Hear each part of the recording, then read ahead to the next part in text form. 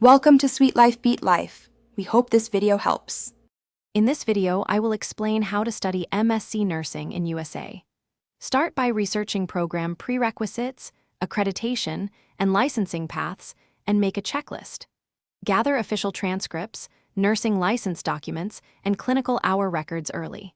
Register for required exams like TOEFL or nursing tests and plan finances and visa steps. Reach out to current students and advisors for realistic timelines and clinical placement tips to streamline your application process and reduce surprises.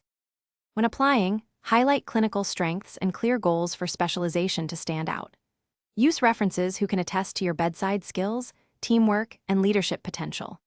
Organize transcripts, exam scores, and licensure copies in a checklist to avoid omissions. Apply to a mix of programs with varied competitiveness, and consider programs with strong clinical placement networks to ease transition into U.S. clinical settings and residency opportunities. Funding and exams can shape your timeline, so plan proactively and realistically.